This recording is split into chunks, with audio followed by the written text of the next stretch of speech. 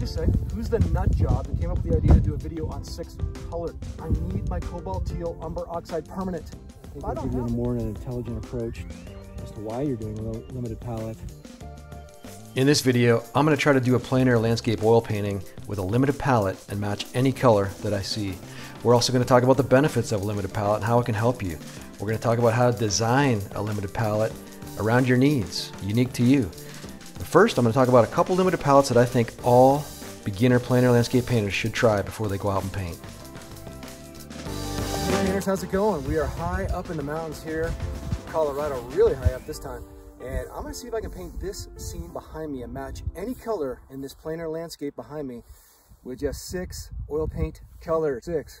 Let's see if we can do it. All right, we're back in the studio here real quick. And so palette number 1 as a beginner plein air landscape painter would definitely be black and white. And I know what you're thinking, where's the color, man? But you have to, as a beginner plein air landscape painter, it's crucial, I think, that you learn the basics first. You learn values first. You learn how to draw first. And believe me, I'm a colorist. I was trained in Russian impressionism. I love color. But, you know, as I've said in previous videos, value does all the work and color gets the credit. So if you don't know your values as a beginner plein air landscape painter, you're really just going to be painting abstract landscapes that have no depth. And so if you want to do that, that's fine. Those can look beautiful too. I really feel like you're setting yourself up for success if you learn your values. So I call them my 4 structural values or 4 foundational values. So, but when I go out and paint a plein air landscape oil painting, I try to always include 4 structural values in my painting in color, but using this value scale. And so I have a black, I include a dark, I include a mid-tone, and a light. Every landscape oil painting every time I go out. And if I successfully do that, I'm almost guaranteed I'm going to have a good oil painting. So remember that the values come first, color comes second. That's why I would choose this as palette number 1 if you were a beginner. Now, one theme that you'll get throughout this video is I'd like to challenge you to think why you're choosing a certain limited palette, why you're designing it that way. And for me, it always comes back to the same thing.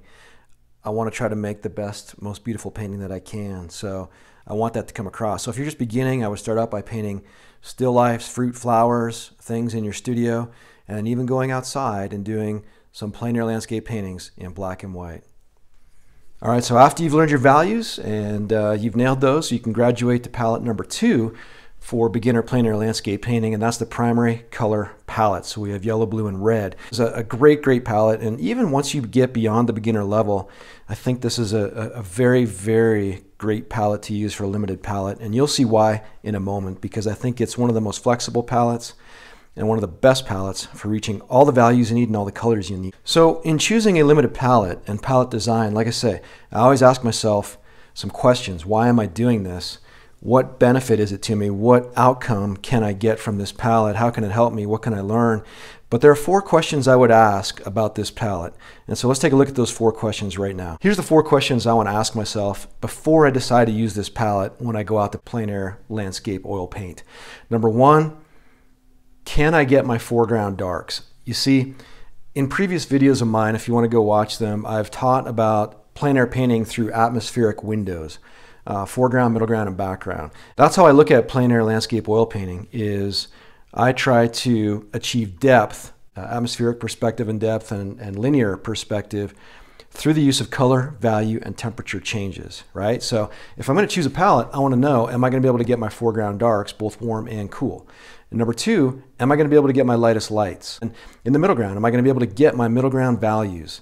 You know, middle values, middle tone, mid tones, not too dark, not too light, both warm and cool. And then last, am I, with this palette, going to be able to reach my power colors? Can I get those red roses? Can I get those beautiful sunset colors in the clouds with this primary color limited palette, both warm and cool? Okay, so let's do a little bit of mixing and see if we can accomplish this or not. Okay, before we answer those 4 questions, let's just show you some flexibility of this palette. Let's see if we can get our secondary colors and our tertiary colors. Let's see what kind of range and flexibility we can get with this primary color limited palette. So your secondary colors are going to be violet, orange, and green. Violet, orange, and green. Purple, orange, and green. So as you know already probably, you know the way to get orange is going to be red and yellow. So I'm going to take red right there, and I'm going to take a little bit of yellow right there. Okay, and have more of a reddish orange there. If I wanted to make it warmer, I would just take more yellow, right? And there we go, close enough. So there's our first secondary color. Yes, we can do it. Let's get violet, all right? So as you know, violet is going to be, we'll put this right here. Blue and red, blue and red. So that's more of a, let's go a little more blue. Put a little bit of white in there. We can kind of see what tint we have, more of a bluish violet color. And if I wanted to make that a warmer violet, obviously I would go into more red or even take some orange, and I can change that violet. But yes, we can get the secondary color violet. Check. Also, I added white in there into my palette. I forgot to tell you that basically this palette is going to be yellow, blue, red, and white with the option of black. I do not have black on my current palette. I showed you black previously because it had to do with values, but I don't keep black on my current plein air landscape palette. The reason is I kind of follow the impressionist teaching, which the French impressionists like Monet, Cézanne, is that you can make your blacks and your darks and your shadows from colors. There is color in the shadows and in the darks, and I prefer not to make it black, and so that's why I don't have that. So you have the option, you can put black in there, but I'm going to show you in a minute that you don't really need it. So it's these three colors plus white. Now let's go get into green. All right, as you know, it's going to be blue and it's going to be yellow. All right, so you take the primary colors and that gets you your secondary colors, right? So there, we have our secondary colors. Check, we can do it. Now, can we get our intermediate colors? Can we get some values and colors in between those that give us a little bit more range and flexibility? Let's see how that goes real quick. All right, so let's take green. What can we get for an intermediate color there with green? Can we change that value? Can we change that color? Well, let's take a little bit of titanium white. All right, a little bit of titanium white, a little more yellow, and yes, we can tint that onto the side of a yellowish green. Good news there. Let's take our violet. All right, if we need to change something in our plein air landscape painting, can we get this to be, you know, a different tint, a different hue, a different color, a different hue?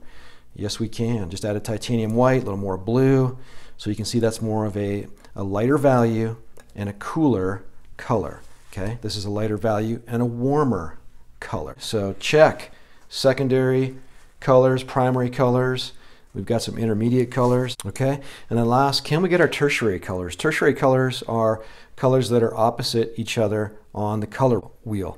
It's what you would do if you wanted to tone down the vibrancy or the power of a color. You would use the opposite color on the color wheel. So it's making neutral grays or colorful grays, right? So for example, real quick, you know, I would add yellow into blue, you know, to get that tertiary color. I add orange into violet to get that one, green into red or red into green. So opposites on the color wheel. So let's just go ahead and do it right now, see if we can get those colors. So yeah, I would take orange right there, and I would take some blue right there, and it should give me, you know, a neutral gray. And that's exactly what it did right there, neutral gray. And I can tint that gray on the warm side or the cool side, depending on what I want to do. I just lightened the value there by using white, okay? But I can cool it by taking more of my blue right there. So now I have a cool tertiary color, cool gray right there, okay? What we set out to see, it's given us some flexibility. We can get, you know, all kinds of colors here if we need to. So let's go up and see if we can answer these questions. Okay, let's start with question number one, my foreground darks. Now I'm going to show you why I don't use black for my darks, or very rarely use black anyway. So with this palette, if I wanted to make a foreground dark, perhaps I had a shadow in a tree or a dark bush or dark rocks, I would definitely go into my darker, cooler colors. So I would definitely start with a base of blue right there, and I would try to use as pure of colors as I could and not mix any other colors or values in, just to keep the vibrancy and keep it high chroma. Okay, so there is a really dark, rich brown color that I could use as my darkest darks if I want to put more ultramarine blue in there. All right, that's looking more like a black, you know, kind of like ivory black. I was telling you, that tube of ivory black paint that we just looked at, that's close to what that would be, a cool blue black color. So that's why I don't need to use black. You see, I can achieve a very, very nice, pretty dark color. The other thing you can do is when you have your green, so a nice way to make a colorful black is to use blue, red, and green, right? Blue, red, and green. And so I could take this green right here and put some of that into that mixture that I have, depending on what I'm painting, right, and what I'm trying to achieve. I'm just envisioning that maybe I'm painting a dark tree shadow. Well, there. Now I've just put some green in there and it leans on the side of a dark green, right?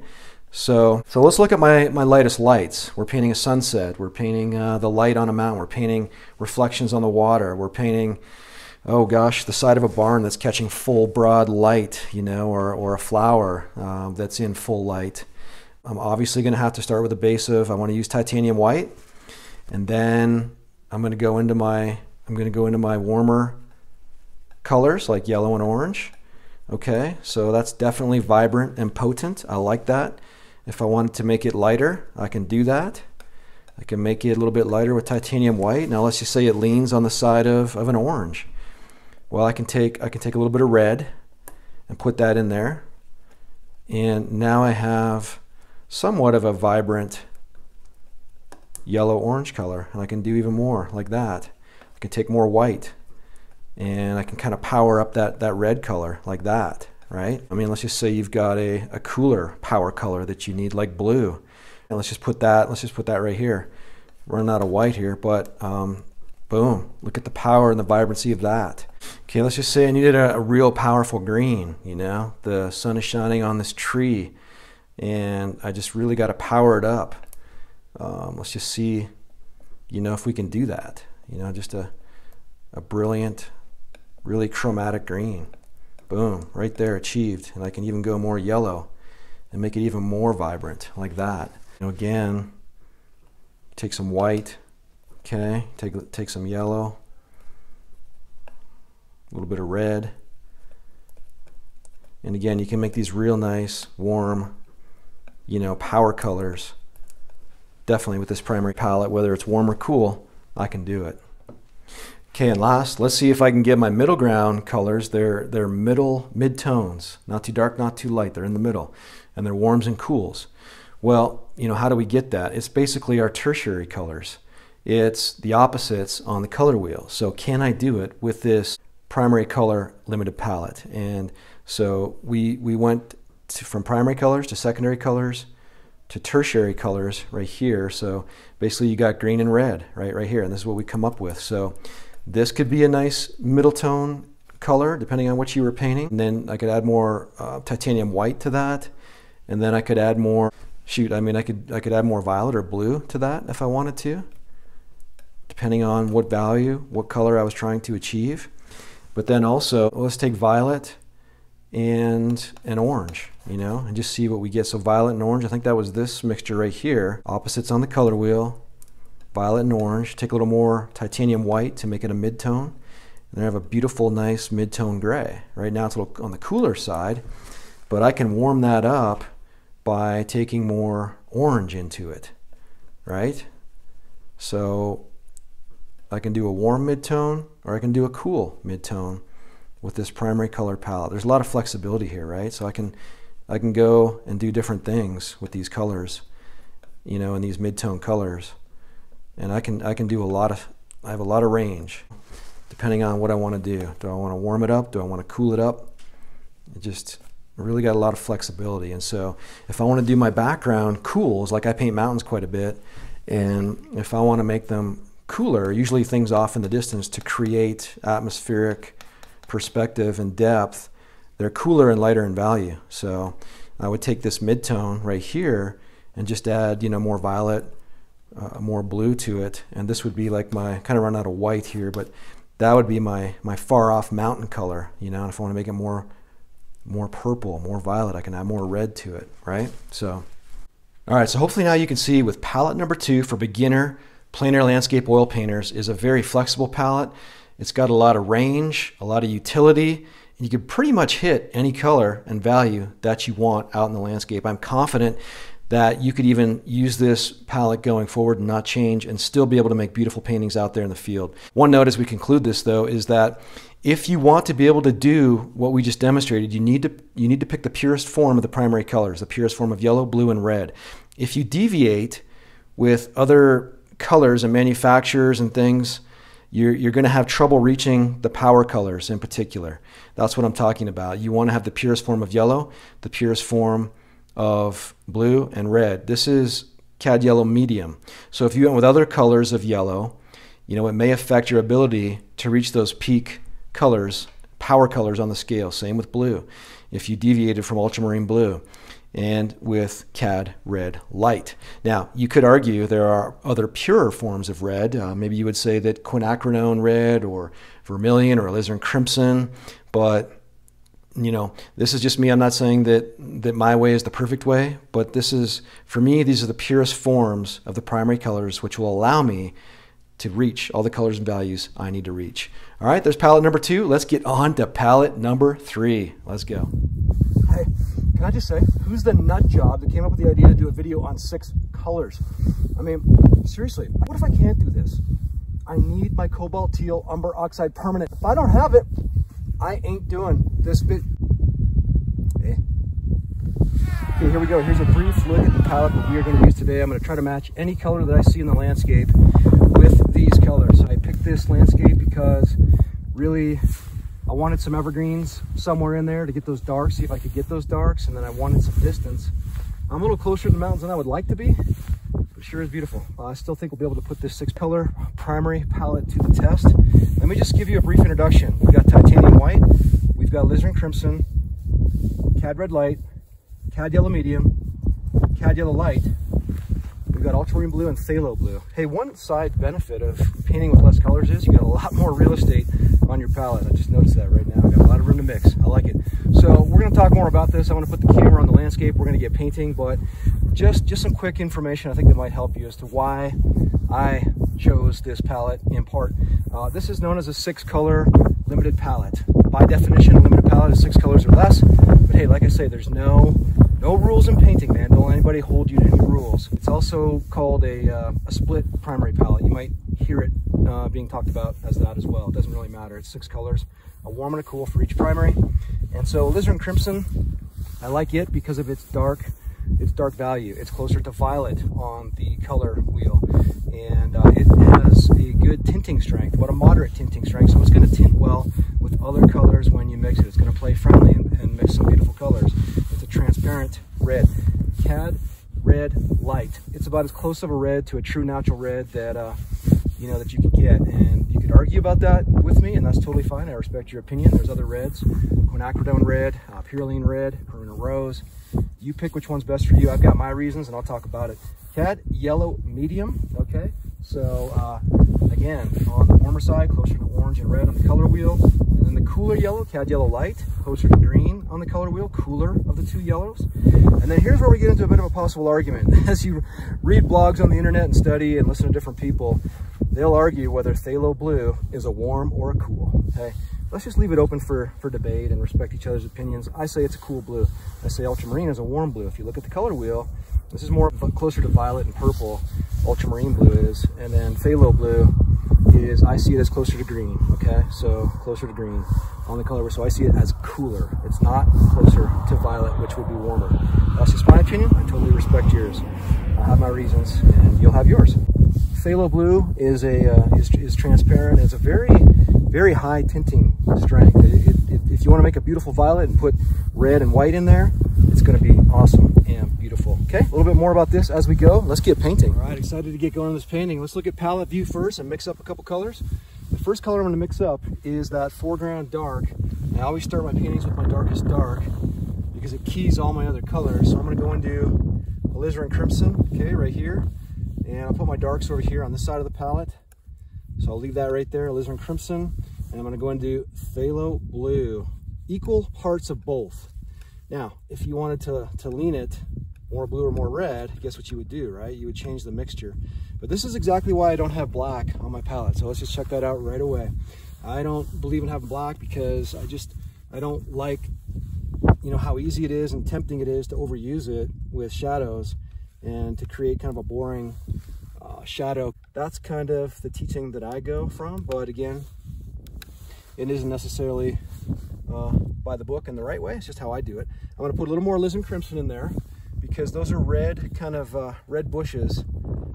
And so there's that color. There we go. Okay, next I'm going to mix up the evergreen tree color in the middle ground. So I got to be careful to use middle values and middle temperatures and middle colors.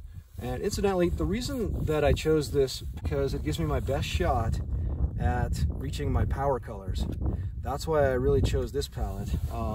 Now there are many palettes that you can choose from, and let me tell you a story here, educational story as we get going.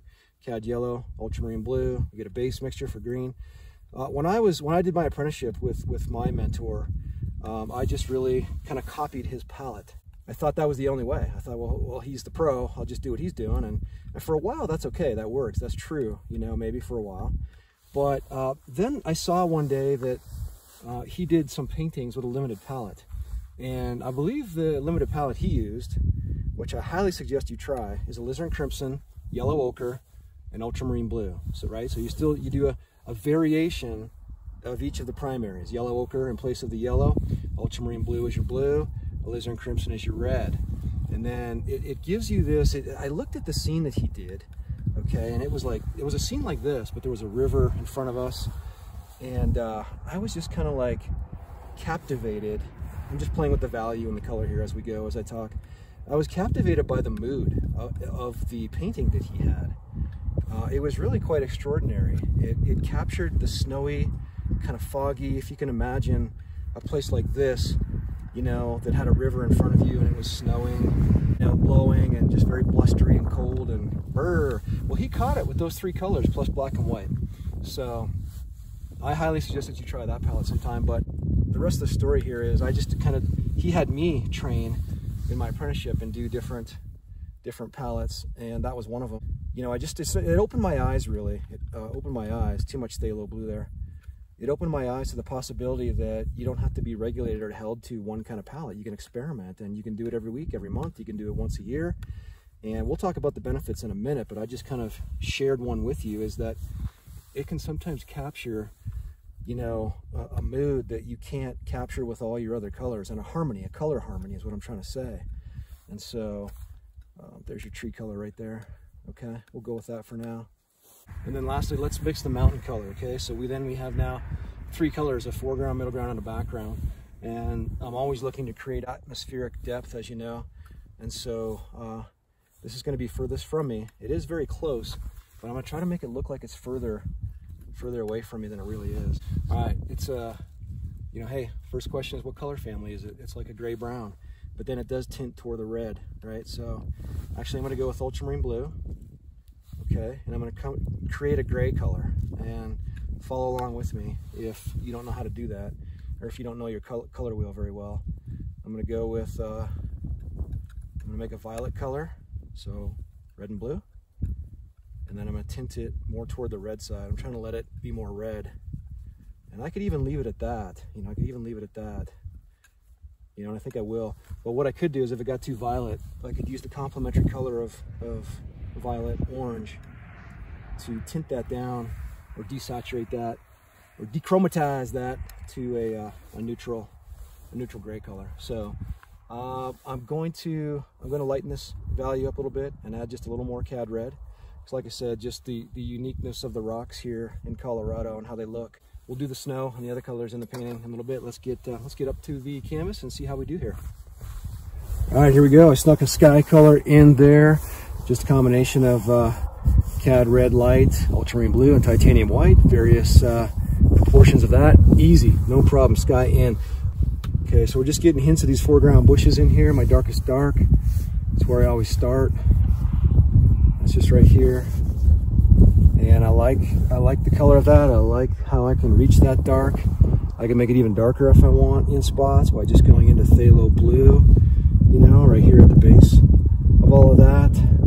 Just kind of right there to add a different color. Love it. All right, and that will contrast nicely with the snow colors above it. Let's move to the middle ground next. Okay, those middle ground evergreen trees, I got to make them a middle value, and you know, not too dark. So I'm going to start out doing the shadow color first. Those trees in part shadow, part light. And they kind of just, they roll up here in different meadows, their own little neighborhood meadows beside each other. So, you know, back to my story about, you know, my mentor and the palettes and everything, is just to kind of finish up that story, is that, you know, I guess I kind of, it opened my eyes. It was a realization for me that you don't have to just keep, there's not just one right palette and you stick with that for 15 years, you know? That's just not the way it happens. I mean, you can do that if you want, but we're going to talk about some benefits of not doing that, you know, in just a minute here. And so, all right, as I play around with the tops of the mountains here, let's talk about some of the benefits of a limited palette. This expanded primary color palette, as I said, gives me a lot of flexibility, a lot of range. I can get high, I can get low, I can get dark, light, cool, warm. So that is that's in part why I like that. But in general, some of the benefits are that are you stuck in a rut? You know, do you ever get stuck in a rut with your paintings? You ever feel like you're just doing the same thing, plateauing, not really improving? Your work's kind of monotonous. Well, hey, a limited palette, you know, could be a good way for you to get out of that. And so that's one benefit. I'm just using a palette knife here for the mountains just because I like it, the texture, and prefer to kind of switch off and on between palette knife and brush. But you know, the other thing is you get nice color harmony, okay? So you really do. Since you're using kind of mixtures that all come from the same base color, it's evident in your painting, like it was when I talk about my mentor's painting that one day on a snowy day there up in the mountains. It was very evident, you know, that he had just beautiful color harmony because he captured the atmosphere of that day, you know, the mood of that day. He captured it all. I think one of the biggest things, if you're a beginner plein air painter, beginner landscape plein air painter, and you're just learning or you just started in the last year or two, is it really forces you to learn color theory, because you're zigging and you're zagging to get your colors. They're not out of a tube from a manufacturer. You know, I was kind of joking around about cobalt teal there in the opening, but you know, you got to get that cobalt teal yourself, you know, and by doing that, you really learn a lot about how color theory works. This palette is serving me right. It's forcing me in a little bit of a different direction, I will admit. I think this painting is going to have a bit of a different look to it than my normal paintings, and that's okay. That's the purpose of it. That's what we're talking about right now. And, you know, back to the other benefits, I think that it really does, tailing off of that last point there, is it really does help you with mixing speed and your confidence with mixing colors, because you know you can get to a certain color. You know how to do it. You've done it before.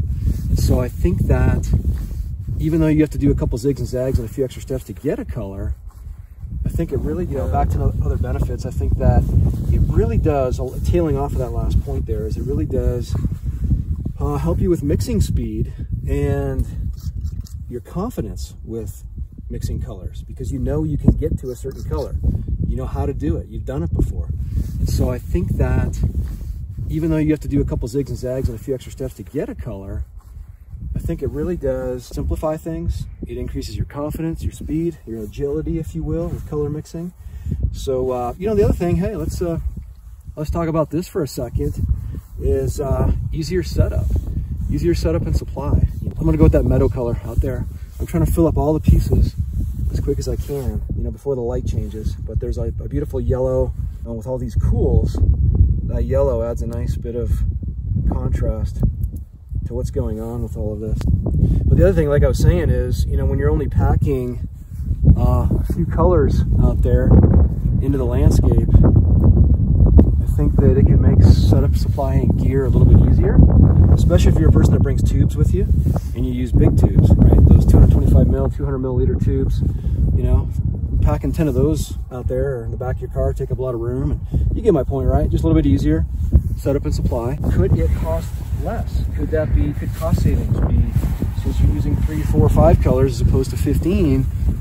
I'm not 100% convinced, but it is possible, I think, because you still got to go through maybe the same amount of paint, a lot of paint, but full light up here. So let's just kind of try to use cad yellow light and titanium white and just see chroma wise, saturation wise, can we, with this palette, you know, can we reach those kind of bordering on, that's not a power color, but it's getting up there, it's warmer, and I really want to accentuate it. I always like to go a little bit bolder with my colors if I can, because you can always dial it back.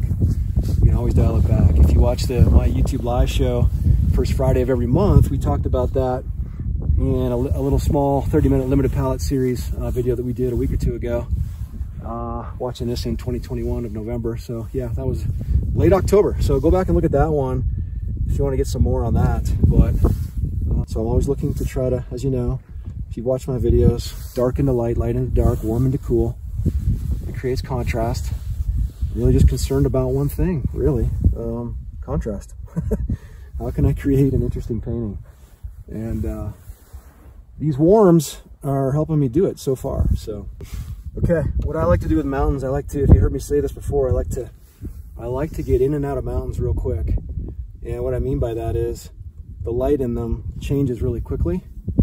And so I like to get my shadows in really quick and kind of my colors there in the mountains really quick before the light moves and I lose my design. And so that's kind of what I'm doing, you know, just right now. Just kind of don't be afraid to mix shapes and cross the lines and paint outside the lines. It's part of the benefits of plein air painting. Peace, joy, relaxation, using a different part of your brain, and coloring outside the lines, man. Don't be afraid to do it. Okay, moving on. So hey, as I get these mountain shadows in, just kind of disclaimer alert.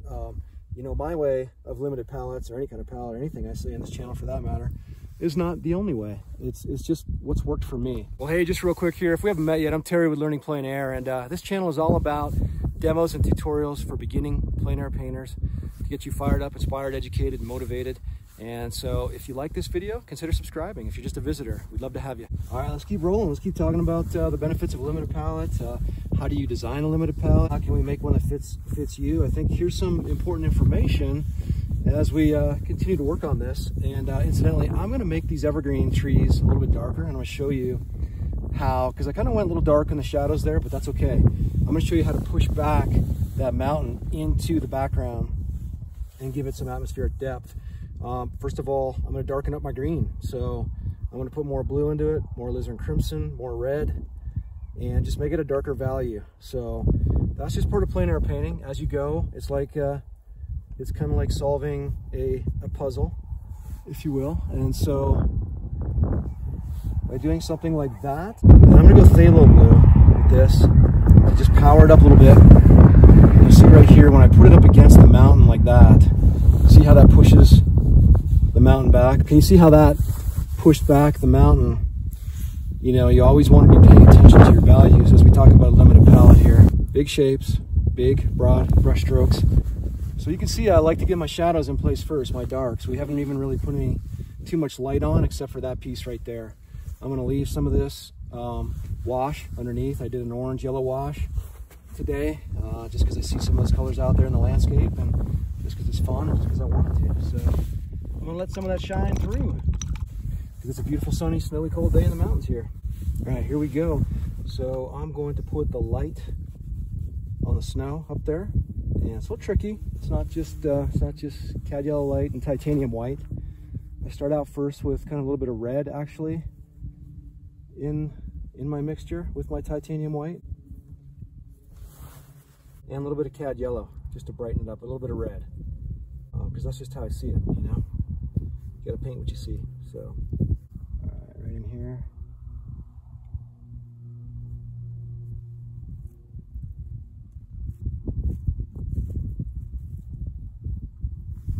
There. Let's keep rolling along here, but I guess when you're picking out your own limited palette, let's talk about that. Is, you know, rather than just kind of say, well, yeah, I'm doing the Zorn limited palette, yes, the Zorn, I must follow the, you know, or even what I say, you know, figure out ask yourself some questions, like look at it kind of from an intelligent standpoint, if you will, and just kind of say, you know, what am I trying to accomplish? What is the outcome? What do I want my painting to look like? What kind of day out is it? What kind of season am I in? And so if you can ask yourself those questions, I think that can help you to design a limited palette that fits your needs for whatever, you know, time of the journey that you're on, you know, with your plein air painting. So that's kind of a couple points there on how I see that. But, you know, ask yourself, do I want my painting to come out more muted or more vibrant. If you want more of a muted painting, you're going to use that yellow ochre for your yellow instead of cad yellow light, you know, and really make a statement with the cad yellow light. So so ask yourself that. Are you doing a portrait? Are you, you know, we're landscape painters here, but a lot of painters watch this channel that do different stuff, you know. And so you know, if you're painting portraits or people, there are different skin tones and colors and looks that you're going to need, and colors to reach. And so ask yourself that, you know. You know, are you looking for a realism look or an impressionism look? Are you looking for a warm look or a cool look, a dark or a white look? Again, what season is it? What are we trying to accomplish? You know, just ask yourself some of these questions. I think it'll give you a more intelligent approach as to why you're doing a limited palette and what you're trying to accomplish by doing it. You know, because really it is all about the painting. It's all about the outcome. You're trying to make a beautiful painting. So I think those questions will help you arrive at some answers, you know, for yourself. And this is my choice, my 6-color limited palette that I would choose if I wanted to try to reach the colors and tones and values that are out there in the landscape. So far I'm able to do it, I think, to a certain extent, but we'll see. I think I'm going to be missing or falling short on a couple things, but let's keep chugging along and see if we can do it. But the point is here, hey, choose your colors to fit what your goals are and what the outcome is. Do you want to show some atmosphere? Is it cloudy? Is it foggy, rainy, snowy, clear? Is it night or is it day? So I just gave you 50 questions there, maybe more like 10 or 12 to ask yourself. And so maybe that'll help you, you know, when you're deciding with your limited palette. All right, so now we can go cad yellow light or cad yellow medium, titanium white, and we can start doing some stuff like this where we can really start to create contrast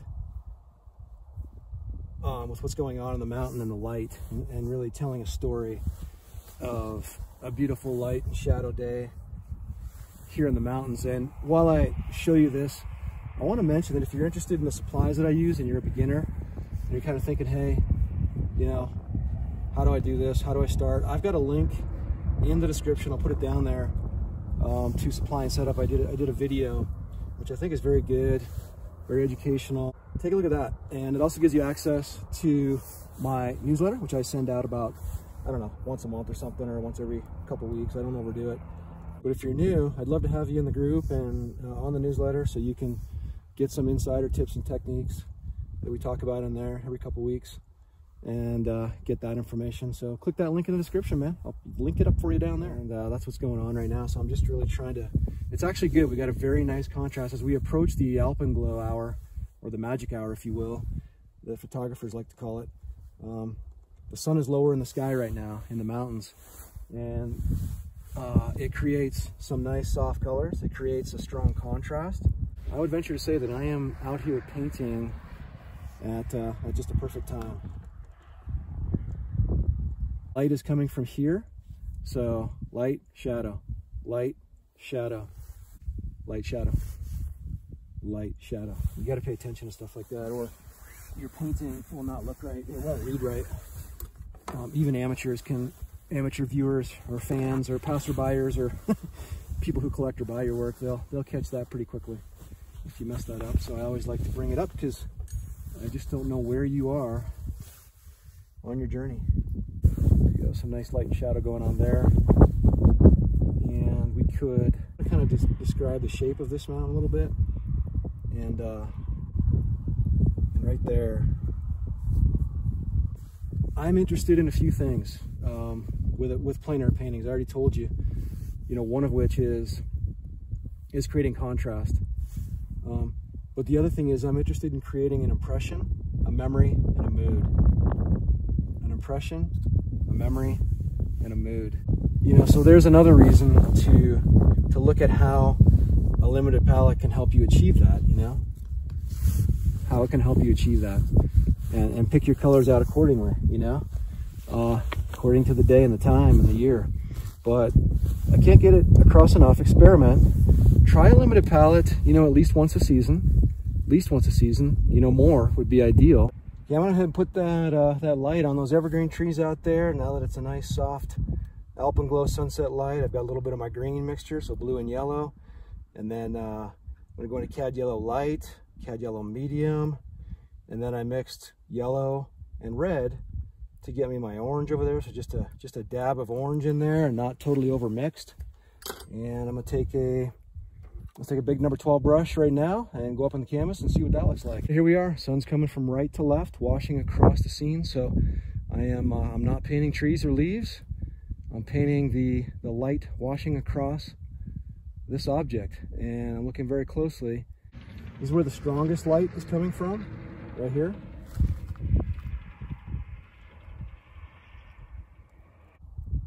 I want to draw every tree out there, but here on the right side it's closer to me, or at least I want to show that, so I can show a little more definition, you know, in those trees. A little more yellow, a little more orange, a little brighter, a little more brilliance right in here. Just try it and see. And over here it's a little more washed out, you know, so what I can do is go into titanium white. It's not quite as strong, a little more blue maybe in there. I'm trying to come up with like a, you know, I don't have it on my palette, but like a yellow ochre type color. So a little orange in there. Okay, I like that. Let's see what it looks like. Just right here, I'm just showing. See how that's different?